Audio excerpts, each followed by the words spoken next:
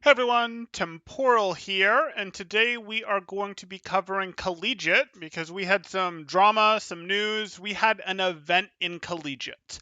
For those of you that don't remember, we just yesterday talked about Collegiate. We talked about NACE because that's really the competition that was happening last week. It's obviously been happening all season, but Homecoming wasn't. We talked about NACE, and you guys are going to notice something funny. When we go over here to Midwest 1, which I dubbed the strongest region, in Overwatch or in NACE, we're going to notice that wait, Northwood now has a loss. They should have been the undisputed kings of this region. We should have had a case where Northwood was the number one team. Ohio State did what they were supposed to, got their win. They of course lost to Northwood.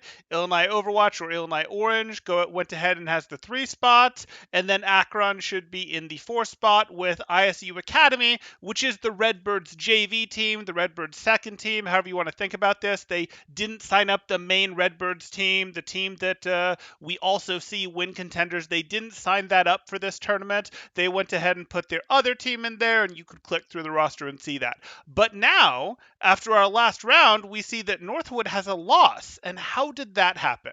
Well, that happened because, and this is, the juicy bit of drama, ISU Academy, if we click through here and see, wait, Academy, this is their Academy team. Wait a second, Lucamino, Iron, Reiner, S9MM, Ultraviolet, Hydron, that's their varsity squad. That is the squad that competes in contend. I mean, this is, mostly their players that are competing in contenders. They're players that are competing in homecoming. This is not the squad that did the previous, as we look through here, 7 rounds of matches here. So that was sort of the big drama that happened. And this could have been okay. If you actually look at this, we do see here that ISU Academy is still not in one of the top 4 spot or not in one of the top 3 spots. And the way the play-ins work is the 1 team will sit out for a round. The 2 and 3 team will play against each other from the regular season. The winner of this will go against the 1 team. And that's what will be determined for the actual then playoffs,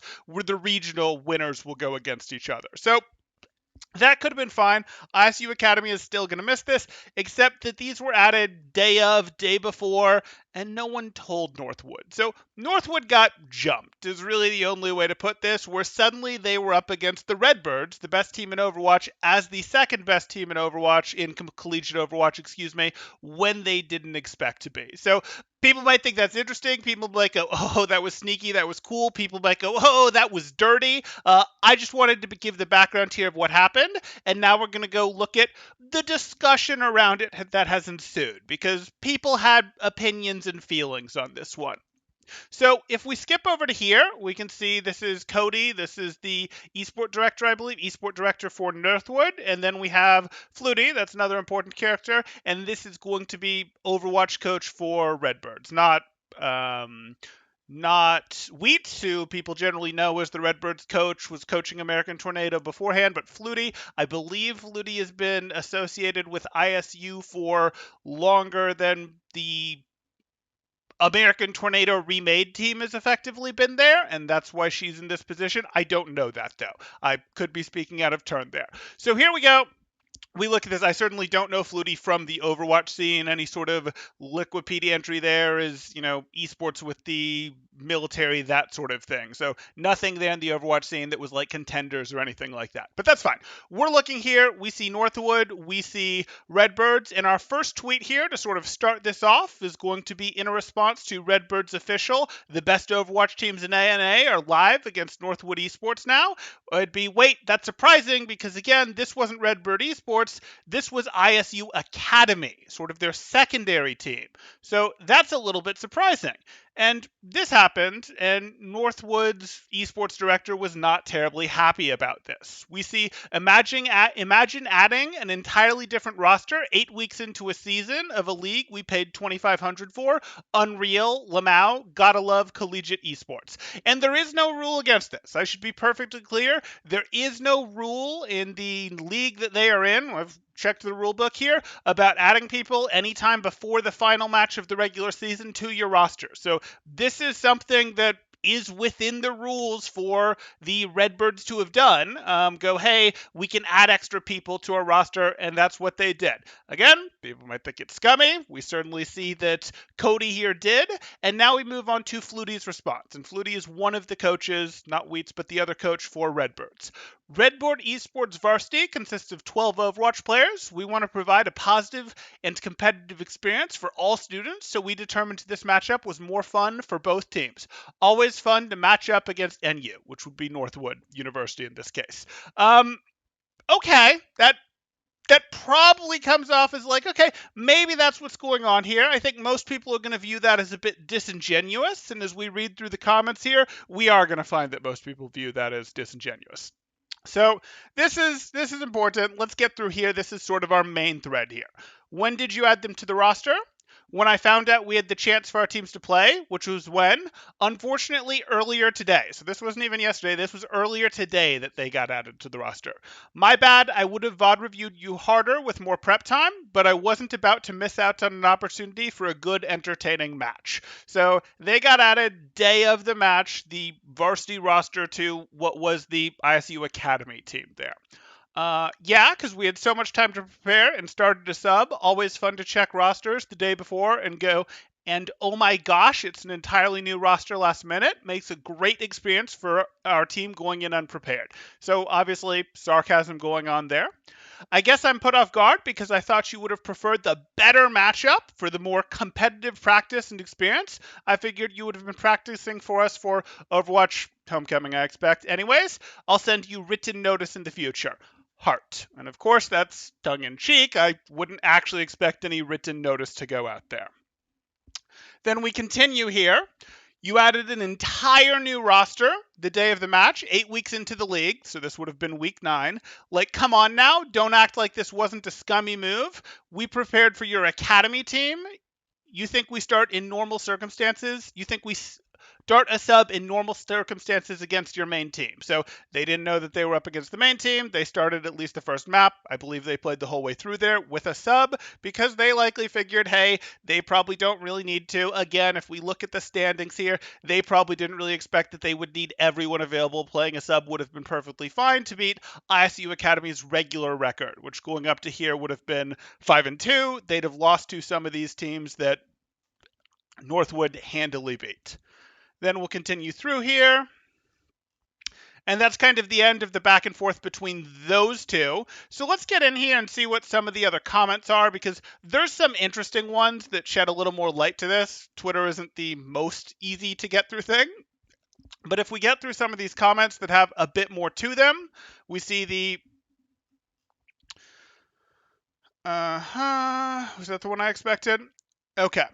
This whole thread is not it. As someone who, so this is from CLG Biora. This whole thread is not it. As someone who would have been the one having to do that prep in a situation like this is terribly unsportsmanlike to do what you did, and then act like it's a normal thing to do is just even weirder, to be honest. At least admit to it and be a proper heel.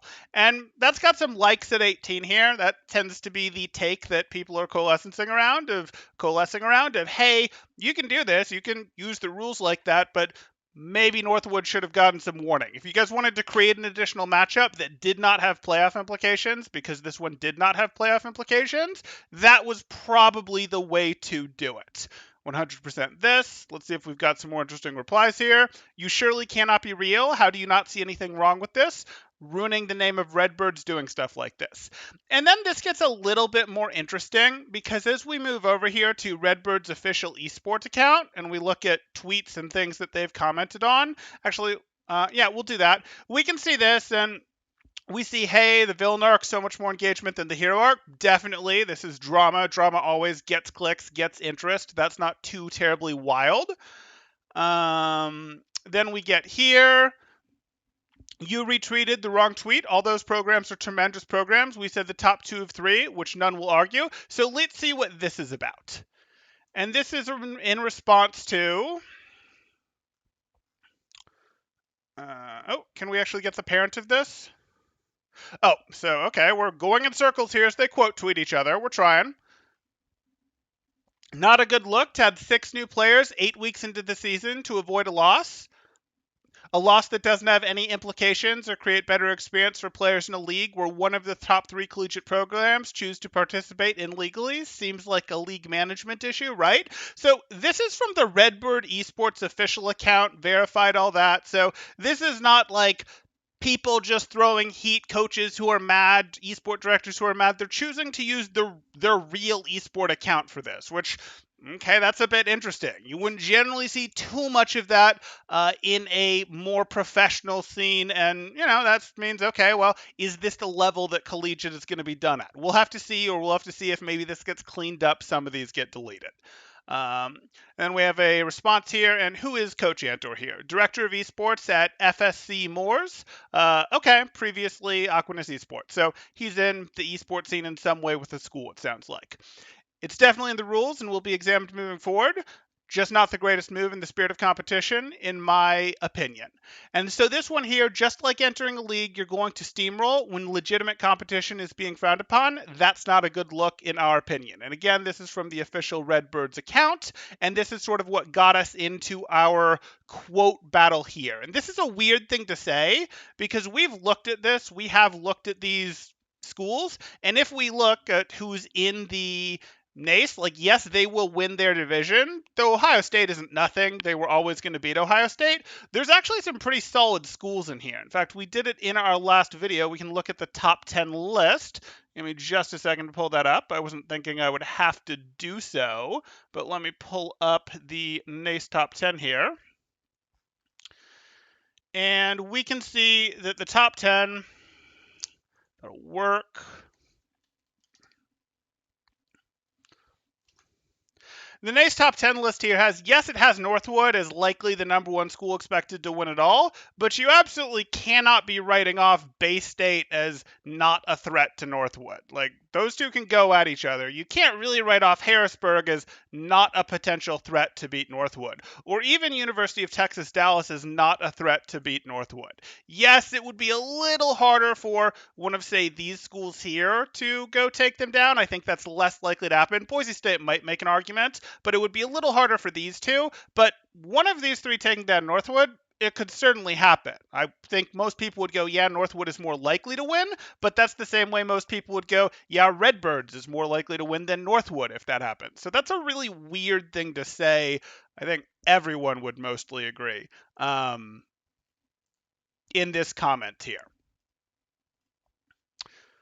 So glad the official program account is choosing to defend someone's decision that I view to be a poor one. Carry on. Let's expand this out. The correct view, and you're welcome. It's the official account saying that. Ratio, lots of those. We're just about to wrap up here. Just see if there's anything else. This is Northwood saying Lamau, Redbirds getting really edgy. I guess Bay State, Boise, University of Texas Dallas, Harrisburg, and the other top Overwatch teams that we have dropped maps to aren't worthy of us. That was in response to, just like entering into a league, you're going to steamroll. So this goes a little bit in circles. Anyways, this is the drama. You guys can reach your own conclusions off of it, whether you think, oh, hey, that's a fun move. It doesn't really make any difference because there's no playoff implications, whether it's a ambush, whether it's cool that they got an extra good match like that and it didn't really cost the JV team or the secondary varsity team, I suppose, at Redbirds, based on what we're seeing of Redbirds Esports Varsity, consists of 12 Overwatch players, and they've split them by putting the second half of their varsity roster in here, but now they put the first half in. Whether you think this was a cool move that got an extra match, whether you think it was a scummy move, whether you think it was jumping someone in a back alley, or it was, oh, hey, that was cool, and they should have read the rule book and known that that was a possibility. You guys can certainly let me know. Drop your thoughts down in the comments or throw them up in chat if you are watching live, and I will be happy to take a look. Other than that, we'll go ahead and call it. Oh, let's do a quick one of those. But I think we can go ahead and call it there. Thanks, guys. Temporal. Oh, never mind. My chat wasn't showing up. Hey, Temporal, me and the boys waiting for stream to start. Okay. They had Hydran, Rainer, and Ultraviolet. I mean, they're stacked. Semitic says, sound sneaky.